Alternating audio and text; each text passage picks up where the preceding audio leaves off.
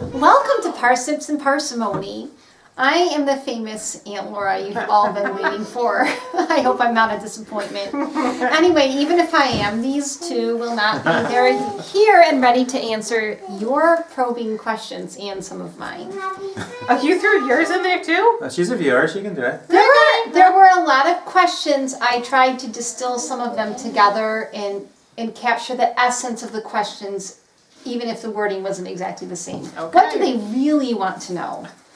Okay, so this will be a little harder for you than it would have been if I took the questions straight from the list of questions. Okay, we'll start off with an easy one to warm up.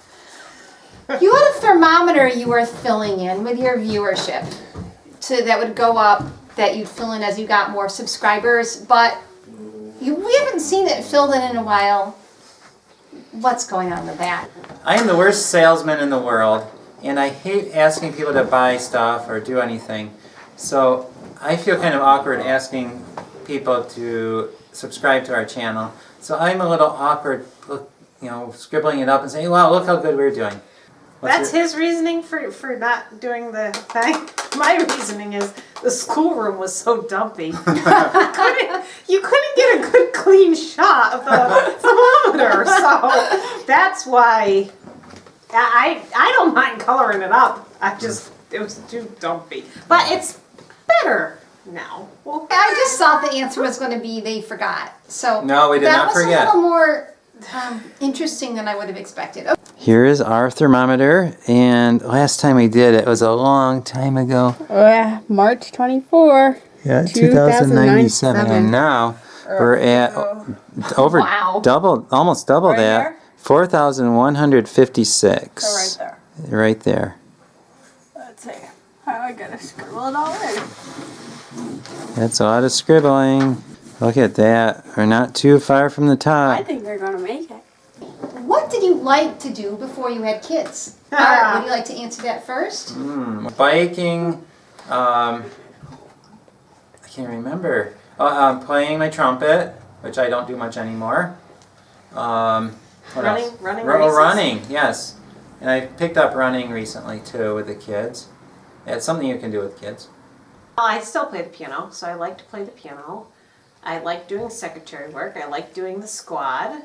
I like doing almost everything. And Mommy,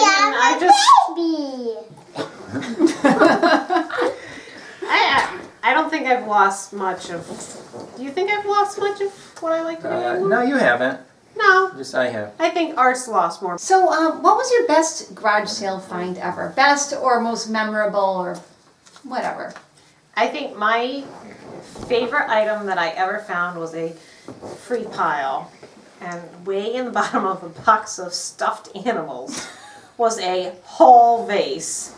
And that's how it started with eBay with me. I think I sold it for some 264 or something like that? It was some insane amount of money for a vase. It was in perfect condition, just in a box of toys. My favorite thing, or most memorable at least, was a light scattering photometer. And I went to a sale, and they had all kinds of stuff, cool stuff, like gadgets from the 1950s and 60s, electronic gadgets. And I was looking around, they looked interested, and they said, well, we have something in the basement. We don't know what it is, but do you want to take a look? I said, sure. I went downstairs, looked at it, and it was a light scattering photometer. And so I offered them $100, and I got it, and it turned out I only sold it for $20, but it was still one of the best purchases ever. Because after I offered them $100, they started coming out of the woodwork and saying, do you want this, do you want this, do you want this? And then they had a dumpster next to the house, and I said, can I take a look in the dumpster? And they said, sure. So I went in the dumpster, and there's the best stuff in that dumpster. I think I made several $1,000s off of that sale, and so that was the best $100 I ever lost. Art, which child is most like Janelle? Charity. Really? Yes. See, I would say Lydia. She looks like, a lot of times I say, Janelle, Charity, and then I get you two mixed up, but you don't know that because I never do that, call you Charity. And she likes to crochet. and write letters and do all that stuff that you like to do. Okay. And in fact, she's right. You can't see her. She's right there crocheting right now. Okay, and Janelle, which child do you think is most like Art? John. It's like a spitting replica of John. Oh yeah. Always. Okay, speaking of family, Art, how is your family like you? And how do they differ? My family, like my growing up family. Yeah, like your Oh. growing up family. We didn't differ at all. We were all weird. I mean, off the charts weird. Every last one of us. It would take too long to tell all these kinds of stories, but so I won't. But maybe some other time we'll tell childhood stories. Hey, maybe we should have a Art's childhood stories series. Yeah, or we I'm won't. Maybe we afraid. won't. Yeah, I really. Okay. Oh, Afraid. Peter is flailing his arms around over there. Let's, What's one story you should say? Grandma in Michigan said to go to bed whatever you wanted to. oh, that one. Okay. I mean, I guess I kind of mean like, how is your family like you now? What of your life is similar? How are you? Is it similar to that of other people in your family? Well, we're still both. I'd say my family growing up and my family now, we're both off the charts odd. I think we, even growing up, my sisters and I always loved being around each other, and we fought a little bit, I think, but we loved being around each other, and all of our kids loved being around each other. We're more normal. Who's normal?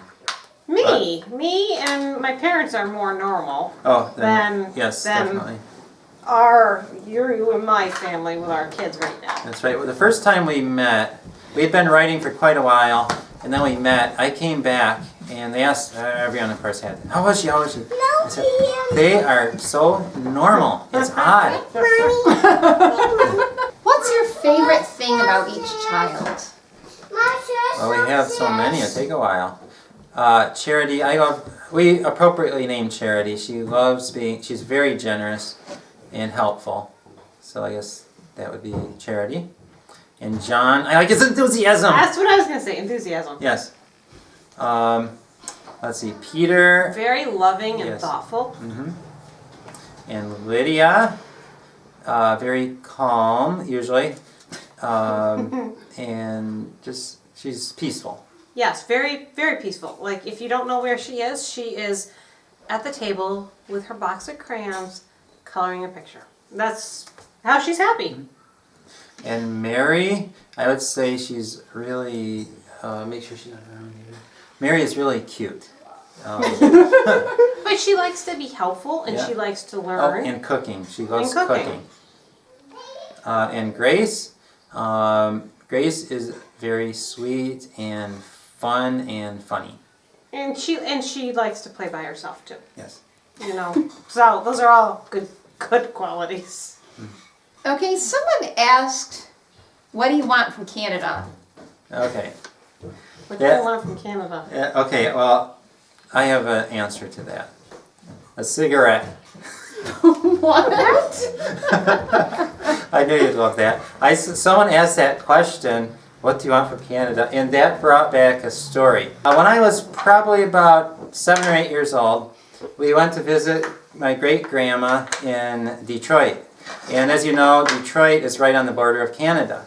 So we wanted to go through the tunnel. So my dad took us through the tunnel into Canada, into Windsor, Canada. We stopped at a McDonald's. And then this guy came up to me and said, you want a cigarette? And I'm like, no. And then my dad, what? Out of all things. Yeah.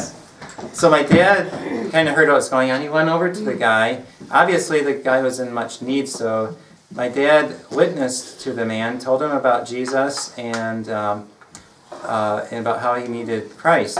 And it wasn't because he thought cigarettes were sinful or anything, but just that obviously he needed some help. So he ended up writing the guy a letter a week or so later. And then a few weeks after that, the letter came back in the mail, and it said deceased on it. Wow. So anyway, so that question, what do you want from Canada, brought back that story in my mind. Interesting. Well, what do you want from Canada other than a cigarette? When are you writing a book? Everyone's clamoring for a book, it seems. We're trying not to. No, we probably will write a book someday, but I don't know when. Charity is kind of starting to write a book. Are you writing a book, Charity? She's taking a lot of notes, at least. How do you handle picky eating with your kids? And the videos we always see your kids are eating everything. We encourage our kids with a large variety of foods, and they don't have to necessarily eat large quantities of everything. They just need to try. As one of the other vloggers I heard, they said it's a thank you bite.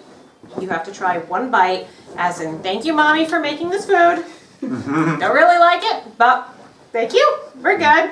And it also helps that the older kids are not picky, so if the little kids see the older kids enjoying it, they're probably going to enjoy it too. And with vegetables in our garden, the kids can just actually go to the garden and pick fresh produce that they normally wouldn't have. Art, how did you get to be so handy?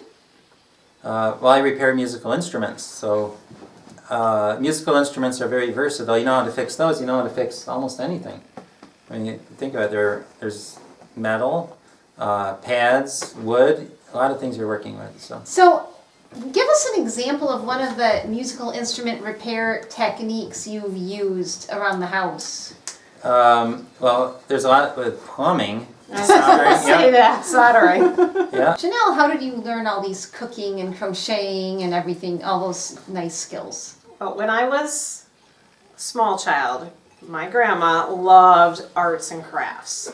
And I think that just kind of, I inherited that love for it because my mom does not enjoy, she does not have the patience to do the sewing and things like that. But when I was a kid, I was homeschooled, we'd do school, I'd finish all my work, and then I'd go to my parents' basement, I'd watch TV, horror of all horrors, all afternoon, all evening, with either my knitting, my crocheting, or my sewing machine. And I would, all the time, I mean, just, I'd pile up stuff and make it and sew, and it was nonstop. And I think that's just, the cooking I learned from when I joined the emergency squad. I was introduced to the Food Network. And I learned so much from cooking that I just love to cook. I love food. I love to eat it. So, okay, if you could visit one place, what would it be? One free place. Trip anywhere. I have one place I'd like to go. What? Normandy Beach. And why? Explain that. Because my grandpa he was a bomber on Normandy Beach on D-Day. He was a fighter pilot. Fighter pilot. Yeah. I'd like to go and see what he saw that day.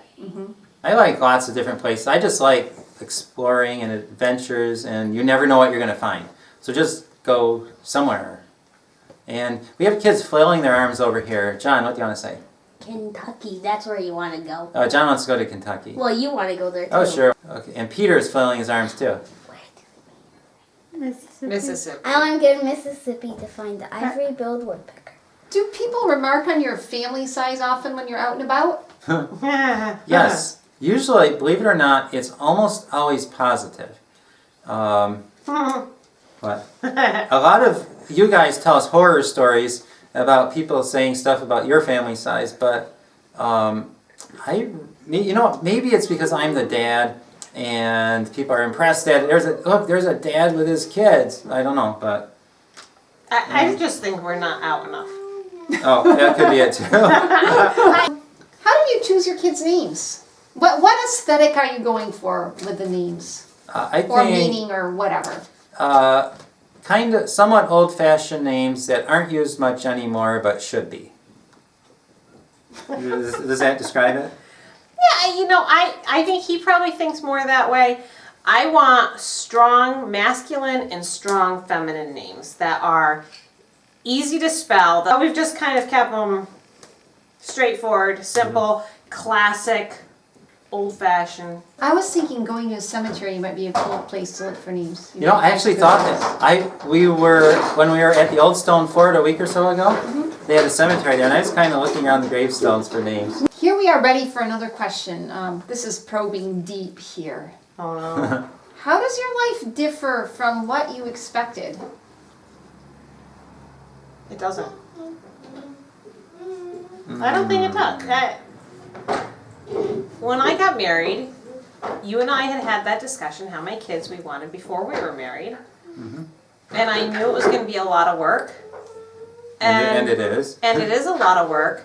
I think the only thing that differs than what I thought it would be was probably the financial aspect. I think one way it differs is I thought I was going to have these kids, and then they were going to love to work. Because when I was a kid, I loved to work. I hated sitting and doing nothing. And I assumed that all my children were going to be that way too. Well, guess what? They're snickering in the background. But that has made it quite difficult to try to get the projects around the house finished. As you know, we have a lot of projects not finished around the house, which I would love to get finished. Okay, go back further from, say, the time you were 12 to now. How does it differ if you go back further? I was not going to be married at 18. I was going to be a concert pianist. And I don't know where I had no visions for me past being a concert pianist. When I was 12, I wanted to be a missionary pilot, and that never did work out, obviously. But I guess that's how it changed. I'm not in the jungle somewhere. Okay, do you have any long-term goals? Lots.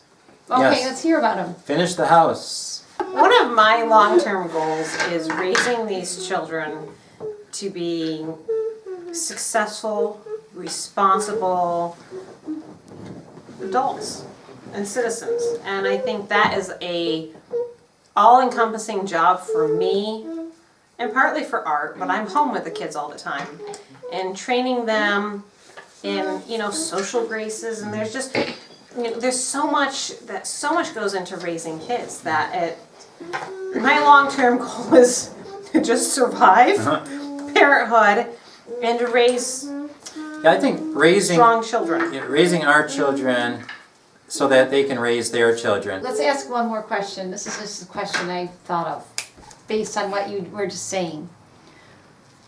What do you see in yourself, in some of your children, that you wish you didn't see? John's lack of focus. That's me. I lack focus. John lacks focus. I wish we both didn't.